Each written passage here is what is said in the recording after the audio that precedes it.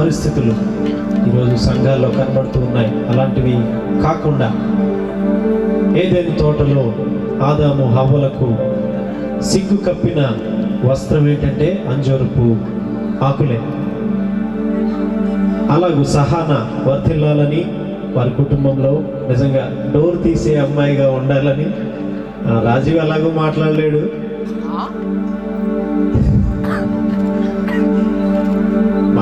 మరి మాట్లాడలేదు కదా. అందుని బట్టి వారి కుటుంబాన్ని దేవుడు ఆడపిల్లల ద్వారా దీవిస్తూ ఉన్నాడు. ఎన్ని దీవెనలు ఎక్కువ ఉంటే అంతమంది ఆడపిల్లలు పుడతారు. వచ్చే సంవత్సరానికి మరొక ఆడపిల్ల, ఆ తర్వాత ఇంకొక ఆడపిల్ల. నా దీవెనలు చాలా బాగా ఫలిస్తాయన్న. గోరిపట్నంలో మా మేనమామ వాళ్ళు ఉన్నారు. వాళ్ళకి ఇలాగే చెప్పా, అందరూ మగపిల్లలే వరుసగా. లేదులే, ఈ మగపిల్లలందరికీ ఆడపిల్లలు పుడతారు. హాస్టల్ పెట్టుకున్నారు ఇప్పుడు. ఈయన రానాకుండా అలాగే 10 మంది అయినా మినిమం కనండి, పర్వాలేదు. ఆపరేషన్లు గట్ట ఇప్పటి కాలంలో అవసరం లేదు, ఎందుకంటే మీకు బాగానే సంపాదించారు, ఎక్కువే ఉంది, పర్వాలేదు. పెంచగల స్తోమత ఉంది. మీకున్న ఆర్థిక పరిస్థితులు బట్టి మినిమం ఒక 5 ఆడపిల్లలను కనొచ్చు, కనగలరు. అందుని బట్టి దేవుడు మిమ్మల్ని ఇంకా దీవించి ఆశీర్వదించును గాక. ఎవరు ఆమెన్ చెప్పట్లేదు, ఆయనే చెప్పుకున్నాడు మళ్ళీ. ఆమెన్ చెప్పరా? నేను చెప్తా ఆమెన్.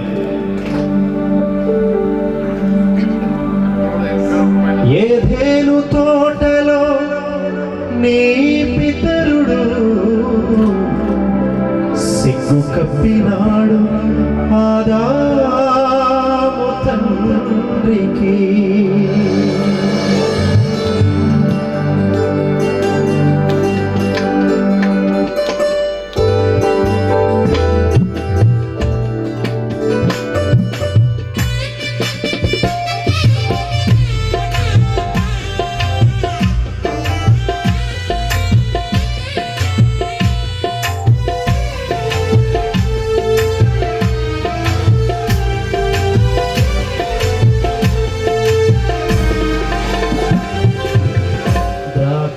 తోటలో నాటబడిన అంజూరమా నీ ఫలమేది? ద్రాక్ష తోటలో నాటబడిన అంజూరమా నీ ఫలమేది?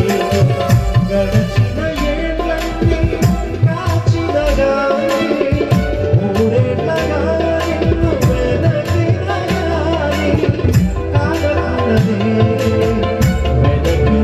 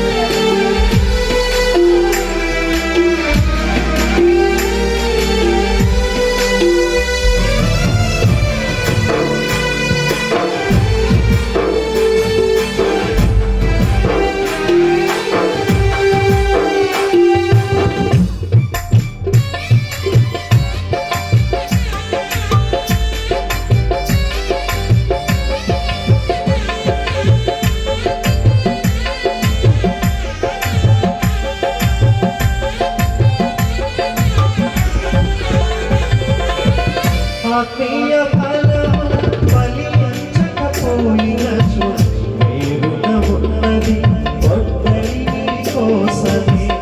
ఆత్మీయ ఫలము ఫలించకపోయినచు వేరుగా ఉన్నది ఒక్కరి కోసమే. ఆత్మకు నరకమే అగ్ని కాయమే, ఆత్మకు నరకమే అగ్ని కాయమే, ఫలిస్తే నీకు పరలోక భాగ్యమే, ఫలిస్తే నీకు పరలోక భాగ్యమే. ద్రాక్ష తోటలో నాటబడిన చూడమా నీ ఫలమే ఇది. ద్రాక్ష తోటలో నాటబడిన చూడమా నీ ఫలమే ఇది.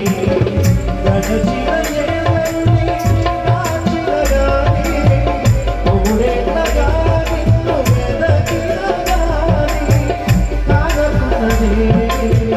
వెదకిన ఫలమేమి కానకున్నది, వెదకిన ఫలమేమి. ద్రాక్ష తోటలో నాటబడిన అంజూరమా నీ ఫలమేమి. ద్రాక్ష తోటలో నాటబడిన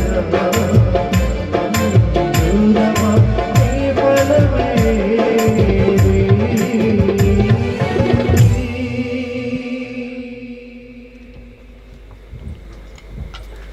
థ్యాంక్ యూ సార్. మైసిల్ పాట పాడుతుంటే